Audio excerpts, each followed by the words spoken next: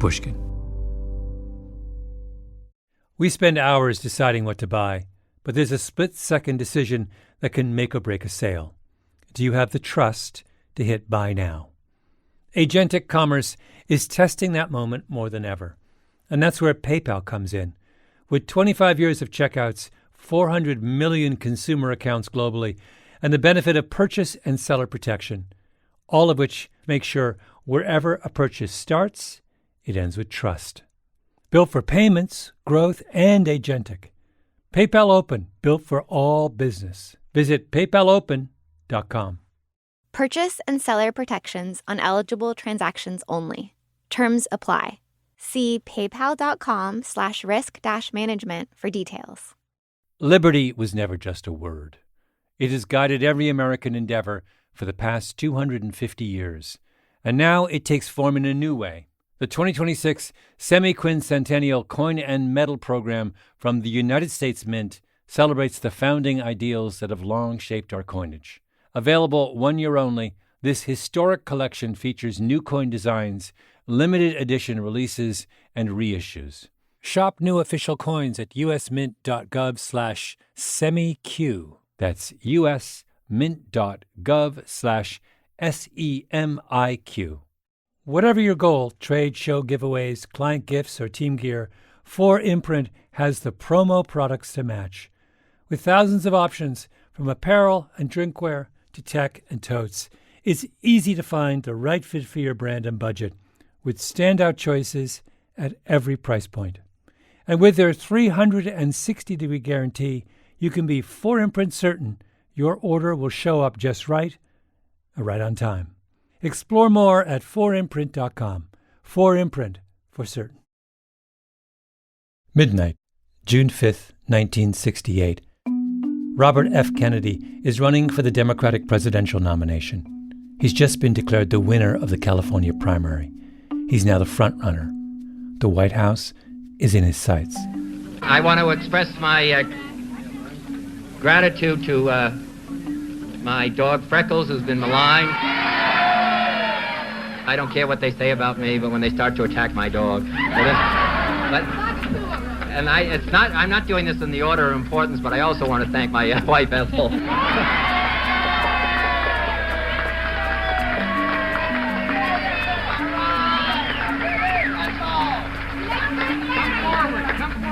That young lady. And her patience during this whole effort is fantastic. Thank you very much. Freckles has gone home to bed. He thought very early that we were going to win, so he retired. You can hear the supporters packing the room, despite the hour and the sweltering heat. Okay, listen. Hey, I want to hear really loud. Who's going to be the next president of the United States? RFK! RFK! RFK! RFK! RFK! Hey, here's the man. Listen to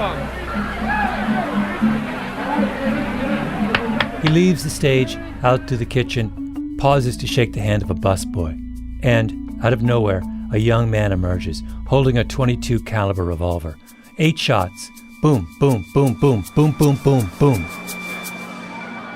It's chaos. You can hear it, can't you? There's a photograph of this moment. Kennedy sprawled on the ground, the busboy crouched by his side, his face turned to the camera. A picture of anguish. I don't know. I can't find out. What happened, you know? Somebody said he's been shot. I'm not. Keep me plugged in. Keep me plugged in. Please stay back. Everybody else, just please stay back. Just the doctor, come right here. Let's roll some videotape on this out here, friends. Please. Would a doctor come right here? A doctor, we need a doctor right here. There's a microphone, please, immediately. My name is Malcolm Gladwell. You're listening to Revisionist History, my podcast about things overlooked and misunderstood. This episode is part 4 of our investigation of the messed up way Americans talk about guns. The Supreme Court just issued one of the most important gun rights cases in its history and devoted pages to the 14th century, the 17th century, the 18th century, the 19th century, the Civil War, Reconstruction, the Constitutional Convention, and an obscure disputatious merchant from Bristol. But nothing about the present day, as if the crisis of gun violence on our streets is beside the point.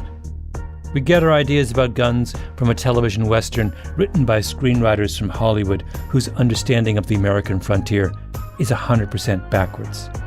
It's all a little weird. And in this episode, I want to offer an explanation for how things got so weird. One I think gets missed, that is, except by the people who treat gunshots for a living. Oh, I see. Okay. So let's walk through what happens. Sirhan comes up to Kennedy backstage at the Ambassador Hotel and fires 8 shots from a .22 caliber revolver, 3 of which hit Senator Kennedy, right? That's our understanding, yes. Jordan Commisero, trauma surgeon at Duke University. Where do those bullets go? So the bullet that struck him in the head hit right behind his right ear. Sort of, if you feel, everyone has like a little bit of a bony prominence, so roughly around there. And the other 2 struck him in the axilla and they think the chest, although it would seem that from the accounts of the thoracic surgeons as they relayed them, those were of minimal consequence. Yeah. It's really the headshot that we're concerned with. Yes.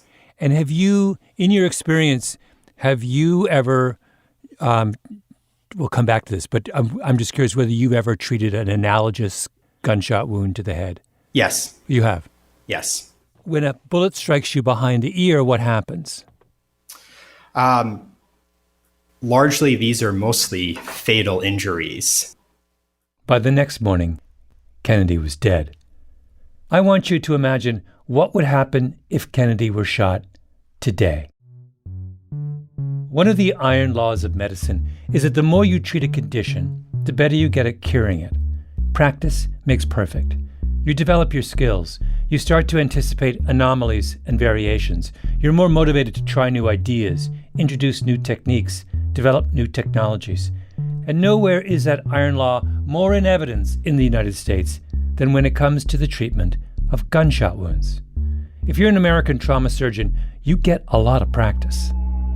World War I, World War II, Korea, Vietnam, Iraq I, Iraq II, Afghanistan. Every generation of trauma surgeon got a war of their own, the best kind of crash course. Then they come home to the other war, the one on the streets. This is an area of genuine American expertise. I was curious about this, so I went to see a man named Edward Cornwell III. I got to Hopkins in 1998 as the chief of trauma. And my experience had been 9 years at LA County Hospital, which was among the busiest trauma centers in the country. 5 as a surgical resident. I asked around, and everyone told me that if you ever got shot, Eddie Cornwell was your best hope for coming out in one piece. Mid-60s, fit, a little hint of patrician about him. He grew up in Washington, D.C., trained at USC Medical School, and worked there in the 90s. South Central, in the middle of the crack epidemic. He opened the trauma center at Johns Hopkins University in 1998. Other American cities had seen a decline in the murder rate by that point, but not Baltimore. We have a protected conference that takes place, every department of surgery does, so-called morbidity and mortality conference. We talk about every patient that died or had a complication in the prior week. And I showed that a table where we have 5 consecutive days on our trauma service, where every single day a 20-year-old died. Gunshot to the chest, dead on arrival. Gunshot to the chest, dead on arrival. Stab wound to the chest, ER thoracotomy. You didn't have time to go to the operating room. Literally opened their chest in the emergency department. Declared dead. 5 different surgeons, including myself. One day, a whole basketball team of 20-year-olds essentially dead in the emergency department, prompting us to identify that we had this dramatic increase in the brazen nature of gunshot wounds, more to the head or the chest or both. Then Cornwell came home to D.C., once known as the murder capital of the United States, to head the trauma center at Howard. It's interesting. I did my residency at L.A. County Hospital, this huge 18-story structure. I had a 15-floor elevator ride from the ER to the operating room at L.A. County. And I was glad for it sometimes because I'm thinking, should I go in the right chest? Should I go in the left chest? Should I go in his abdomen? Then I get to Hopkins, I had a 7-floor elevator ride, shorter time frame. I'm here, I had a 2-floor elevator ride. So the more expert I was, the shorter the elevator ride. I was glad I had a 15-floor elevator ride. By the time I get to Hopkins, I had seen it all, so I didn't need a 15. 7 floors is fine. Yeah. And I had 2 floors here. South Central, East Baltimore, Central Washington. I spent a morning with him at the hospital with a colleague of his, an ex-Army surgeon named Mallory Williams. It was a Tuesday. He'd worked the weekend and operated on 2 kids, 19 and 20, who'd been in a gun battle. I take the 19-year-old to the operating room. He's clearly tender. He clearly has evidence of contamination. We go to the operating room, spend 3.5 hours doing the things that I mentioned, the liver, the stomach, the small intestine, the colon, the rectum. But let's tease that out. Well, let me just say one last thing about him, because it's like Wild Wild West.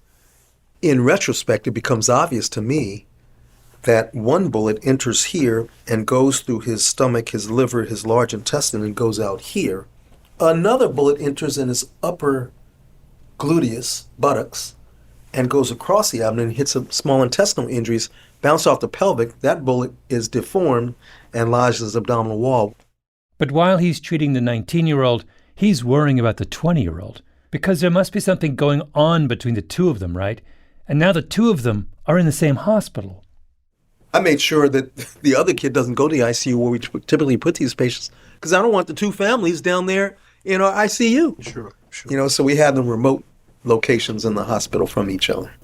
Do that for 40 years and learn from all the other trauma surgeons around the country who are doing the same thing, and you get good. Yeah. What from a medical standpoint, what would you looking forward? What is the hypothetically? If I gave you a wish, I said you could solve one problem in your field that would reduce gun deaths. No. I mean, once in your that would reduce gun deaths. So, what medically speaking? Yeah. What is one medical trick that I could give you that would have the biggest impact on how many people die from a gunshot wound? My trick wouldn't be medical. Yeah, it's not medical it would at all. Be social. It's For social. me, it would be 2 parents in every home. Yeah. That almost sounds, to say that today, it sounds... You might be put in jail if you say something. In saying that, you think we have progressed as far as... You think we've got most of the low-hanging fruit in terms of how to save somebody once they arrive? Yeah, I got some slides I'll show you there, but I don't think we have another peak in my lifetime. So once you get to 95%, there aren't any. Right. The fruit is high up on the tree, right? That's how good trauma surgeons are now. They're looking for solutions outside the hospital. Now, think about the implications of that in a place like Washington, D.C. In the last 30 years, the number of homicides in Washington in a typical year has been cut in half. People look at that statistic and say, oh, the city's gotten a lot safer. But isn't some part of that decline simply that Eddie Cornwell and Mallory Williams and all the other trauma surgeons of Washington, D.C. are now saving lives that were once lost? A city's murder rate is not a measure of the number of people victimized by potentially lethal violence. No, it's a measure of the number of people victimized by potentially lethal violence minus how good a job doctors do at saving that person's life once they get to the hospital. So how important is the second half of that equation? Do people like Eddie Cornwell move the needle on homicide rates a lot or just a little? Which is why when I got back from D.C., I called up Jordan Commissaro, trauma surgeon at Duke University, to talk about the assassination of Robert Kennedy. because it seemed like looking at Kennedy's injuries through the lens of the present day would be a good way to try and answer this question.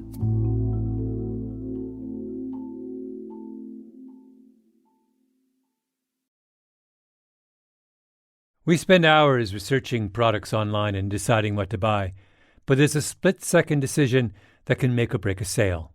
Do you have the trust to hit the Buy Now button? The way we discover and compare things is evolving, happening faster and influenced by new forms of intelligent advice.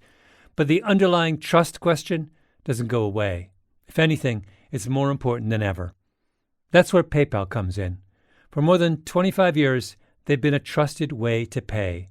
And now PayPal can make the agentic era of commerce work for merchants, letting them maintain control of their brand, their customer relationships, so even as the way we shop changes, the moment that matters most still feels familiar and deeply dependable. Built for payments, growth, and agentic. PayPal Open, built for all business.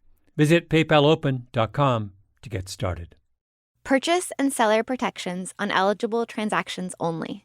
Terms apply. See paypal.com/risk-management for details. This show is sponsored by BetterHelp. BetterHelp's 2026 State of Stigma report surveyed 2,000 Americans and revealed that 85% of Americans believe getting support is wise, yet 74% say society discourages people from doing so. This makes no sense, right? If you have a toothache, society doesn't discourage you from seeing a dentist. If your car breaks down, society doesn't discourage you from seeing a mechanic. If your heart is literally broken, as in not functioning, society doesn't discourage you from seeing a cardiologist. But if your spirit is broken, if you're struggling with some burden, society says you don't deserve help. I think it's time to end this self-defeating contradiction. Your spirit is not less worthy of our concern than your heart or your teeth or your car. Which brings me back to BetterHelp. BetterHelp has quality therapists. They work according to a strict code of conduct and are fully licensed in the U.S. Don't let stigma stand in the way of support.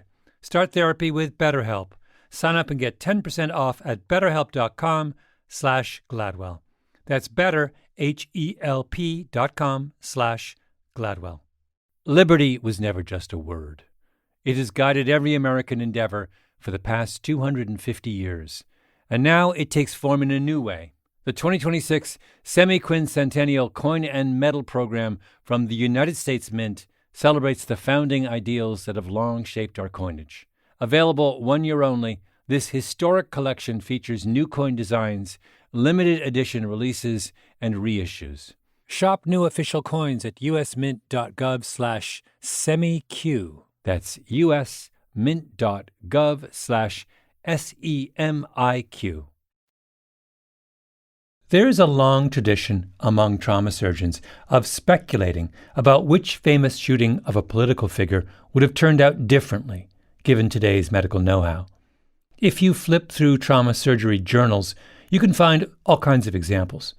By the way, you can't play this game if you're a trauma surgeon in Canada, because they've never had any of their leaders assassinated.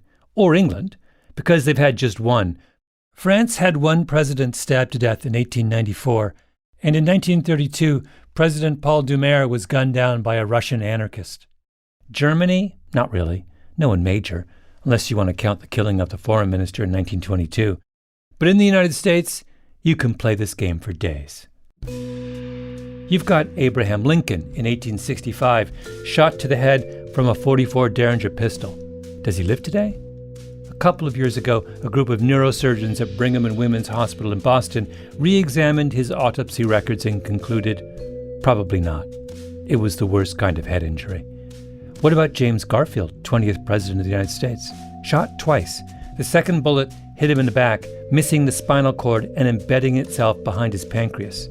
He's rushed to the hospital. It's a minor injury, but they get obsessed with taking out the bullet, and that contaminates the wound. He's shot in June. He dies in September because of a sepsis infection. He survives today. Easy. William McKinley is next. September 6, 1901. Shot twice in the abdomen. He lives today. JFK? No. He's dead on arrival at the hospital. but go to 1980. Ronald Reagan, a 69-year-old man with a gunshot wound to the left chest. He doesn't survive in 1900. He doesn't survive in 1920. He might have survived in 1940. His blood transfusion, he needed blood, in 1960. But certainly a 69-year-old with a gunshot wound to the chest for the first 100+ years of our history would largely be fatal. If Ronald Reagan had died of his wounds, the way Lincoln, McKinley, and Garfield did, the world would have been very different. He shot in March 1981. He's just 2 months into one of the most consequential presidencies in American history. Does the Berlin Wall fall in 1989 without Reagan in office? Maybe, but maybe not. History is shaped not just by assassins' bullets, but also by the ability of doctors to treat the damage done by assassins' bullets. It's the Robert Kennedy case, though, that caught my eye. I wanted to start, how did you come to be interested in revisiting the assassination of Robert Kennedy? I was walking through the hallway one day, came across Ted Pappas, who's one of our general surgeons, and he had done a series of historical works, and he said, have you ever heard about Robert Kennedy? And which seemed like kind of an odd question because everyone's, I would think, have heard about Robert Kennedy. And he said, well, I think I may have gotten a hold of some of the original documents related to his assassination. Would you be interested in combing through them with me? So Commissaro sits down with his colleagues and goes through what Pappas has found. Autopsy reports, testimony from the surgeons who treated Kennedy, and they reconstruct the case.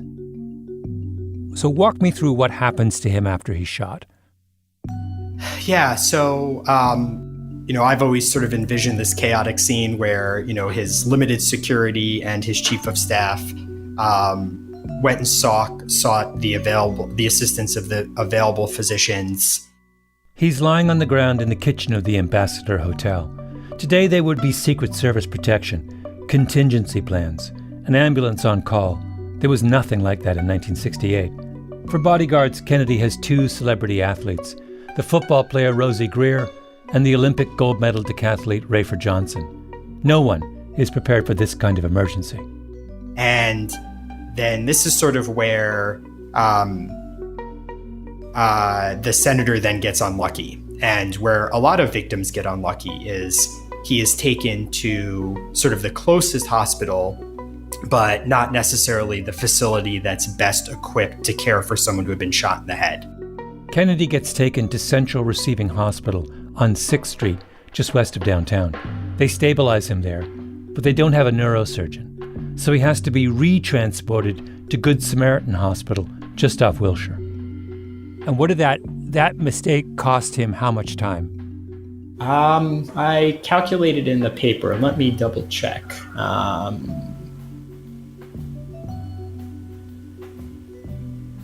So he got to the operating room at Good Samaritan 2.5 hours after the shooting. 2.5 hours in your world, 2.5 hours is a long time.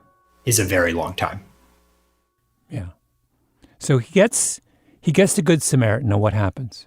So they finish stabilizing him. They inspect for his other wounds. And then they decide pretty quickly to take him to surgery. And they wound up removing, roughly about a 5 centimeter, 2.5 inch piece of bone surrounding where he was shot in the back of the head, right behind the ear. And, debris, which was the standard of the day, sort of everything that looked abnormal along the bullet track, tried to remove fragments of his skull, and then brought him back to the intensive care unit, where they tried to cool him, which was a sort of common practice at the time to reduce swelling in the brain. They gave him medications, specifically steroids and something called mannitol, which is a diuretic. Both of those are aimed at reducing swelling of the brain, one of which mannitol is still very commonly used today. Dexamethasone is no longer used for this type of injury based upon data from large clinical trials that occurred long after this, of course. He was in a coma. He never came out of it. He was pronounced dead at 1:44 a.m. the next morning. So now let's redo this, but it's 2023. There's no delay today, right? Today, if you're shot in the Ambassador Hotel in LA today, where do you go? Where's the nearest trauma center? I believe the closest level 1 trauma center is probably USC, but yes, you would go straight to a level 1 trauma center. A level 1 trauma center is a recent invention, a high-tech, on-demand medical unit attached to a traditional hospital with every kind of specialist on call 24 hours a day. And you would get there, I mean, today... rather rapidly. Today he arrives at a level 1 trauma center, let's just say for the sake of argument, it's 15 minutes. Yeah. So the difference between 2.5 hours and 15 minutes in your world is... might as well be a year. Yeah. And when he gets there, he's treated very differently.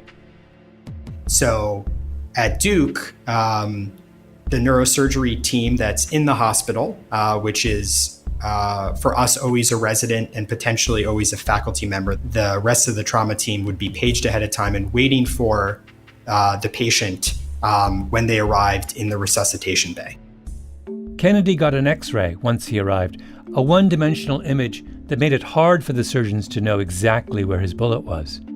Today, he'd get an immediate CT scan in 3D, an extraordinarily detailed image. In most trauma centers, including Duke, there is a CT scanner that is about 10 feet from where the patients first arrive, so there's very little care, very little delay. You finish the CT scan, you're how many minutes in are you from the moment the patient has arrived at the hospital? Unless the patient was so unstable in terms of their blood pressure or heart rate that required additional stabilization, this should be occurring within 10 or 15 minutes. Yeah.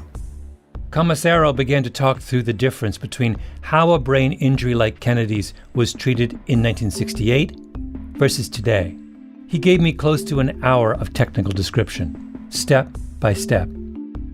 So, in 68, given standard of care and the extent of his injuries, he has zero chance of survival. About as close to zero as you can get. Yeah. What's his percent survival chance today? He's not dying at 2:45 the next morning under this protocol. I think it is far less likely he is dying at 2:45 the next morning. Yeah. Listening to you describe the differences between 68 and the present day, it sounds like night and day. You have the same intention today as they did in 68. Reduce the swelling in the brain, repair, stop the bleeding. But the ways in which you're going about doing that are... markedly different. Totally, markedly different. How do I describe the leap that's been made between then and now? What's it like? Is it like... I've driven in a car from 1968. It doesn't seem like it belongs to a different paradigm than a car today. It's the difference between a bicycle and an electric car. Oh. Okay. Yeah, that makes a lot of sense. Oh, that's huge. So what does Commissario's what if on the Kennedy assassination tell us? That medicine's contribution to falling homicide rates is a very big deal. Bicycles to electric cars.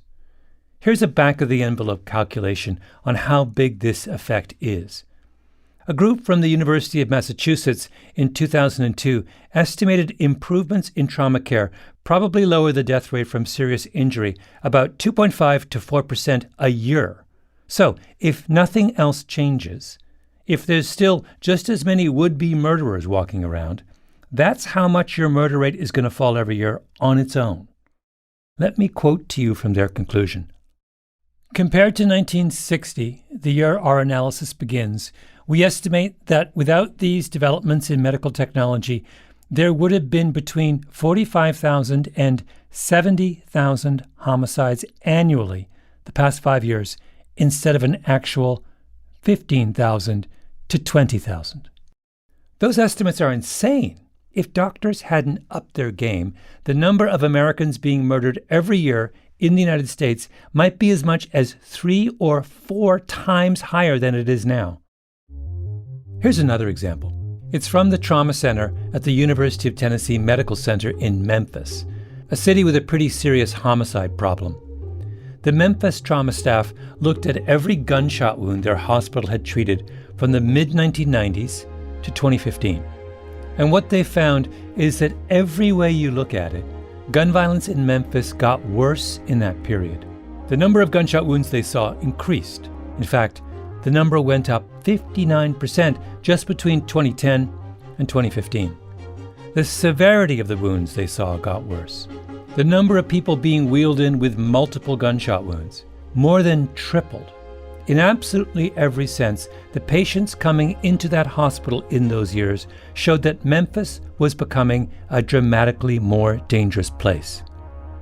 But what happened to the mortality rate of gunshot victims coming into that hospital during that period? It went down. It dropped by a third. The trauma doctors at the University of Tennessee Medical Center are so good that they made the increase in bloodshed on the streets of Memphis all but invisible. So what does the homicide rate in Memphis tell us about the level of violence in Memphis? Nothing. That's implication number one. We probably should stop using homicide rates as a measure of how safe and healthy a community is. Homicides get all the attention, right? They get all the attention from the media. They get all the attention, from the response, like the mayor might show up on the scene or the whole, prosecutor might show up on the scene. That's Natalie Hipple, a criminologist at Indiana University. They tape off the whole scene, and not every non-fatal shooting gets that kind of response. So those are the numbers that people are sensitive to, but I don't know that it means much. A few years ago, Hipple and a group of other criminologists argued that we should shelve the homicide statistic in favor of a measure of what they call bullet-to-skin contact. That is, just a measure of how many bullets have hit people in a given community over the previous year. Which makes more sense, right? Because now we've corrected for the bias caused by doctors saving so many more lives. The problem is that that bullet-to-skin number doesn't exist. No one pulls that statistic out. The police lump all those cases in the general category of aggravated assault, mixed in with punches and shoves. They don't have a definition for a non-fatal shooting. There's no way to pull those data out of those sets. Stop there. You're telling me that we are the most wealthiest and most sophisticated country in the world that is simultaneously in the grip of a prolonged, chronic outbreak of gun violence. Mm-hmm. We have no hard, useful numbers on the total number of shootings. Nope. How? So not that the federal government maintains. Yeah. As soon as you drop down to aggravated assaults, they're really, really messy. And so, no, we don't. What Hipple had to do was go through all the old aggravated assault records compiled by the Indianapolis Police Department and pull out the gunshot wounds by hand. The first thing we did was pull all the aggravated assaults that, and they report to the FBI. And so they pulled all those case numbers and we started reading. I mean, literally this just, in the bucket, out of the bucket, in the bucket, out of the bucket. And then, this is thousands and thousands. Thousands, yeah. How many people were engaged in this project? Gosh. Well, I mean, we had a full-time... How many graduate students' lives did you ruin in this project? We had, each of us had our own. I mean, there wasn't a lot of funding. For newer cases, she got the police to help her out. Indiana has a reporting requirement. If you show up at the emergency department and you're stabbed or you're shot or you're really badly bludgeoned or something, the medical facility is required to report that to the police. So every day, the police would send her the list of reports they'd gotten from the trauma center the night before. The procedure was detective goes to the scene, figures out what's going on, and then writes up what they know about the incident that happened right then and there, and then that goes out. So that's usually within 24 hours. But I got on that email list. So then I'm forwarding them to my research assistant. The two of us are reading every single one. How many are you getting a day? Oh, my email right now, hundreds. Wait, you're getting hundreds of... My police department emails off the hook. This is all the bullet to skin reports from the city of Indianapolis. Yeah, and Indianapolis is the 17th largest city in the country. They run about 800,000 people, give or take. So you can only imagine what this must look like in Chicago or New York. What she's finding is what you'd expect she'd find. Indianapolis is just like Memphis.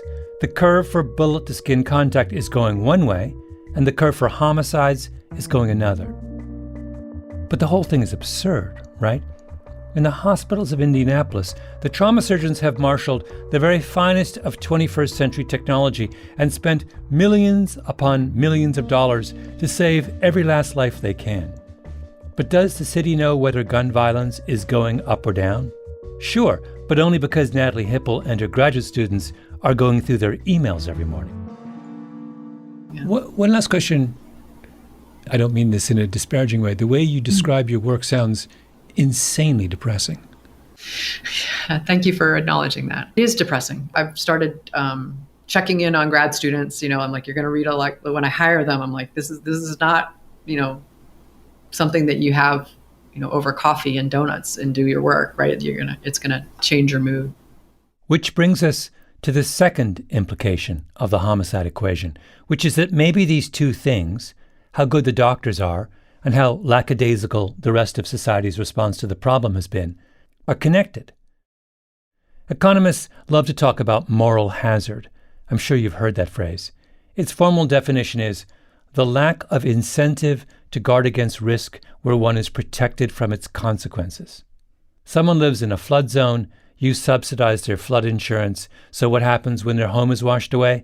They rebuild it in exactly the same place. Why should they give up their beautiful views of the ocean if someone else is picking up the tab? That's moral hazard. Or here's another example. The rate of people dying in car accidents fell dramatically for years, which makes sense. Cars got a lot safer. More people wore their seatbelts. But recently, the death toll has started to climb again. And why? Maybe it's because your car is filled with all kinds of warnings and bells, and you're strapped in like a baby and protected by a dozen airbags, and you feel so safe that you have that extra drink and drive a little faster and answer all your texts while you're driving down the freeway, so you end up being worse off than before. That's moral hazard. If someone else is doing the work of taking care of us and lowering our risk, we have the freedom to behave like idiots.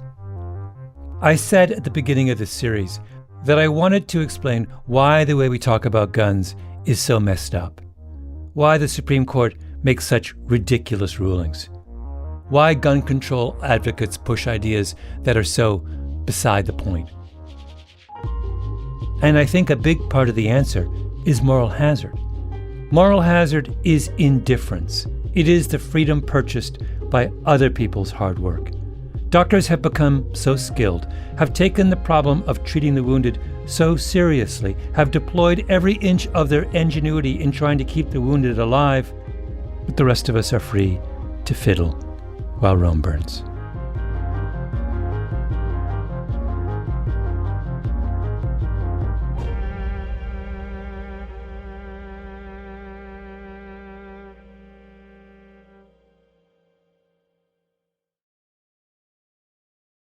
We spend hours researching products online and deciding what to buy, but there's a split-second decision that can make or break a sale. Do you have the trust to hit the Buy Now button? The way we discover and compare things is evolving, happening faster and influenced by new forms of intelligent advice. But the underlying trust question doesn't go away. If anything, it's more important than ever. That's where PayPal comes in. For more than 25 years, they've been a trusted way to pay. And now PayPal can make the agentic era of commerce work for merchants, letting them maintain control of their brand, their customer relationships. So even as the way we shop changes, the moment that matters most still feels familiar and deeply dependable. Built for payments, growth, and agentic. PayPal Open, built for all business. Visit paypalopen.com to get started. Purchase and seller protections on eligible transactions only. Terms apply. See paypal.com/risk-management for details. Liberty was never just a word. It has guided every American endeavor for the past 250 years. And now it takes form in a new way, The 2026 Semi-Quincentennial Coin and Medal Program from the United States Mint celebrates the founding ideals that have long shaped our coinage. Available 1 year only, this historic collection features new coin designs, limited edition releases, and reissues. Shop new official coins at usmint.gov/semiq. That's usmint.gov/SEMIQ. Whether you're planning a big event, launching a new campaign, or just stocking up on team gear, finding the right promotional products makes all the difference. That's why so many brands turn to 4imprint. They offer thousands of options, from on-trend apparel and premium drinkware to tech, totes, and giveaways, so you'll find the right fit for any audience, purpose, or budget. You can customize it all: your logo, your message, your look, and many items come with no setup charge to help you save. And if you're really watching the bottom line, you'll find standout choices at every price point so you can make a real impact while staying on budget. Plus, you'll get expert help, fast turnaround times, and their 360-degree guarantee so you can be 4imprint certain your order will arrive on time and look exactly right. Whatever your goal, 4imprint makes it easy to find your perfect promo match. Explore the possibilities today at 4imprint.com. 4imprint, for certain. So you've got the CT scan, so now you know where the bullet is, and you know the extent of the damage, and presumably in your mind, let's just imagine you're the physician here, you're formulating, as you look at these things, a strategy for what you want to do next. Yeah. So for an injury in this location, I would want a what's called a CT angiogram, which is a picture of the blood vessels that supply and then drain the brain, which can be done, within takes an extra sort of 5 minutes or less. Again, this was not available at the time that the senator was injured.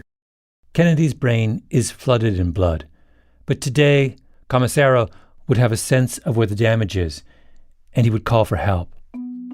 So if I'm the surgeon that's taking care of the senator and there is evidence that blood is coming out of a very large blood vessel, then I am calling one of my colleagues who specializes in vascular neurosurgery to tell me to meet in the operating room, and potentially taking the senator to an operating room that has the capability for us to operate simultaneously. So while I'm working directly on his head, removing the skull, taking out any blood clot that I can, making space for swelling, which is largely the purpose of the surgery. Stop the bleeding, make room for the brain to swell, get control of any infection that's going to occur by removing dead tissue.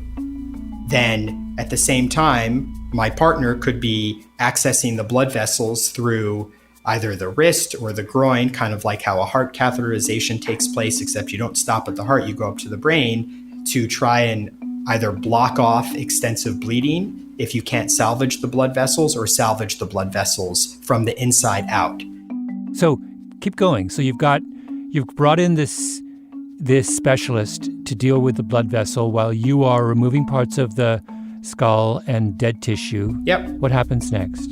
Now, since they make mention to operating at the upper part of the brain a bit, the occipital lobe that they reference, which makes us conclude that the bullet trajectory somewhat passed upward from the cerebellum upward into the occipital lobe, it raises the possibility of removing a large part of the skull up top, which they did not do. And likely part of the reason that they did not do that is it really hadn't become more of a standard at the time because the data just didn't exist that it was helpful. They didn't use a microscope in 1968. Commissaro would, which would give not only magnification, but illumination. They're operating in a very confined space. Back then, the standard of care was to locate and remove every single bit of debris you could find. We don't do that anymore. It does more harm than good. And then, maybe the biggest issue of all, after a brain is injured, it begins to swell. And it's the swelling that poses the greatest risk to the patient. Today, we know far more about how to reduce that swelling. I've wondered if Sirhan's hand jerks up and instead of getting shot back here, the bullet comes across his occipital lobe, the senator probably has a visual field deficit, a blind spot, but quite possibly survives. Same thing if the headshot was a little lower. That might not have made a difference back then, but today, possibly. Yeah, so I had another patient that came to mind that actually made me think of the senator. He was a young person who had been shot, not in the back lobe, but the front lobe. So damaged part of the jaw, but more importantly, afterwards, injured the carotid artery, one of the main blood supplies to the brain. The two carotid arteries supply about 80% of your blood, and was hemorrhaging extensively from that prior to when it then damaged the brain itself. And we did, very nearly exactly what I laid out to you. One of my partners, who's a vascular neurosurgeon, working from inside the blood vessels, fed a wire to help repair this. I took off a large chunk of the patient's skull. The patient was in a coma for several weeks, was in the ICU for about for several months, but then went home and cares for himself, works. I don't think I would ever sort of categorize him as perfect, but you could meet him, and other than part of his scar extends in front of his hairline, the rest is hidden behind, you would not be able to sort of say, oh yeah, you were shot in the head or you had a brain injury. Yeah. So that's another scenario for Robert Kennedy. If the bullet had gone today, had hit him there, he could have survived. There are many scenarios where he survives. And what happens when someone survives a violent act that once upon a time would have killed them? The world changes in a million small and large ways. 2 months before Robert Kennedy was assassinated in Los Angeles, Martin Luther King was assassinated in Memphis. Single shot to the face from a Remington rifle. Broke his jaw, traveled down his spine, severed his jugular vein, and lodged in his shoulder. Kennedy was in Indianapolis at the time, addressing a crowd, and he gives his most famous speech, where he tells everyone the terrible news. Remember as you listen that he was speaking off the cuff. He had no time to prepare. This was from his heart. For those of you who are black and are tempted to be filled with hatred and mistrust of the injustice of such an act against all white people, I would only say that I can also feel in my own heart the same kind of feeling. I had a member of my family killed, but he was killed by a white man. But we have to make an effort in the United States. We have to make an effort to understand, to get beyond or go beyond these rather difficult times. My favorite poem, my favorite poet was Aeschylus. And he once wrote,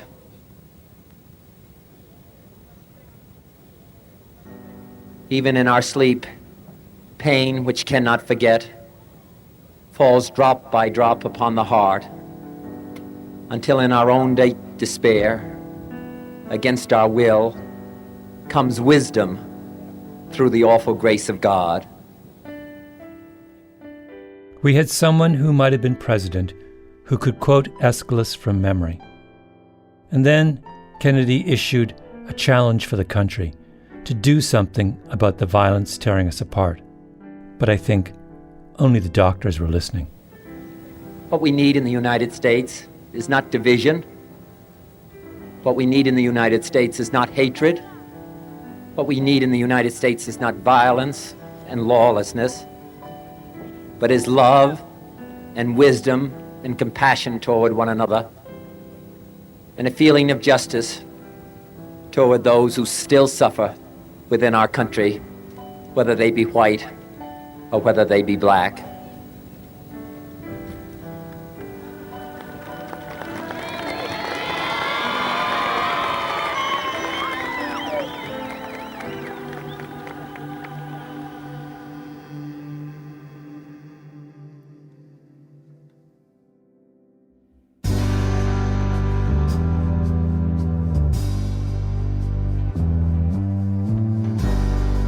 Our Revisionist History Gun series was produced by Jacob Smith, Ben Nadaf Hafri, Kiara Powell, Tali Emlin, and Lee Mengistu.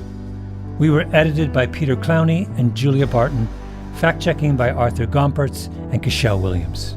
Original scoring by Luis Guerra. Mastering by Flawn Williams. Engineering by Nina Lawrence. I'm Malcolm Gladwell.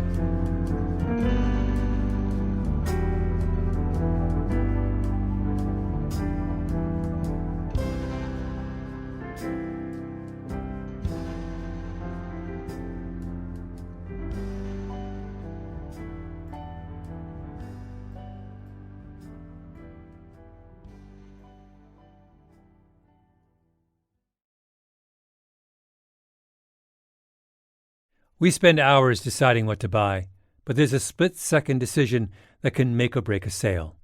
Do you have the trust to hit buy now? Agentic commerce is testing that moment more than ever, and that's where PayPal comes in.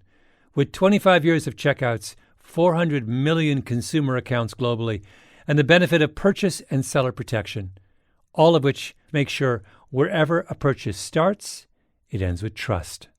Built for payments, growth, and agentic. PayPal Open, built for all business. Visit paypalopen.com. Purchase and seller protections on eligible transactions only. Terms apply. See paypal.com/risk-management for details. If your finance team spends more time finding data than using it, if there's one entity here and one there and one here and one there, if scaling your business feels like starting over, you need the Intuit ERP. Intuit Enterprise Suite is the AI-native ERP solution that's powerful, painless, and proven. Learn more at intuit.com/ERP. A BetterHelp ad. Have you ever had so many tabs open that your computer starts slowing down?